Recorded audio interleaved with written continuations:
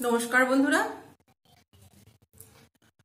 আজ তুমি যেখানে আছো সেটা তোমার অতীতের কর্মের ফল। আর কাল তুমি যেখানে পৌঁছাবে সেটা তোমার আজকের কর্মের ফল। সত্যি তো, অতীতে যদি তুমি বেশি পরিশ্রম করো তাহলে আজ সেটা তুমি ভোগ করতে পারবে। অতীতে যেরকম করবে সেরকমই করবে, আর বর্তমানে যা করবে সেটাই তুমি ভবিষ্যতে দেখতে পাবে। জীবনে বড় কিছু করতে হলে অনেক পরিশ্রম করতে হবে, অনেক কিছু সহ্য করতে হবে, অনেক কিছুকে হারাতে হবে, অনেক কিছুর সাথে লড়াই করতে হবে, তার মধ্যে নিজেকে বাঁচিয়ে রাখতে হবে।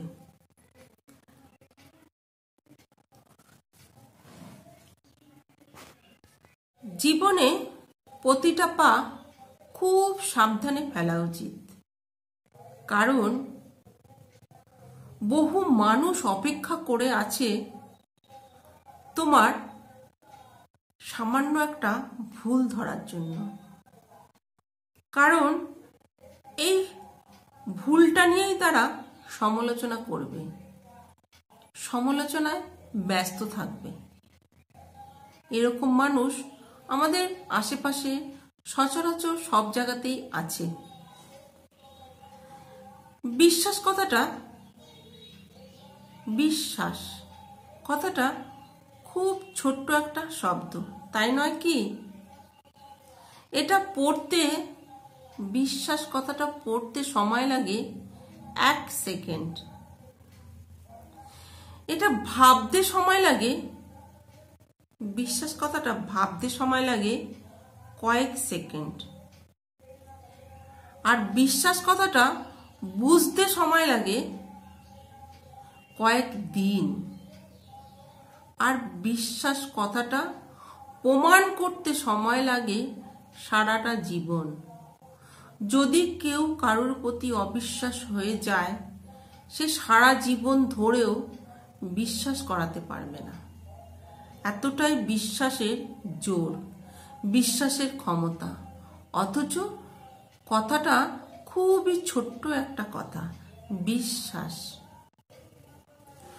অযোগ্যকে যোগ্য বানানো তাও হয়তো সোজা, সহজ, কিন্তু যারা বিশ্বাসঘাতক তাদেরকে বিশ্বস্ত বানানো বড় কঠিন।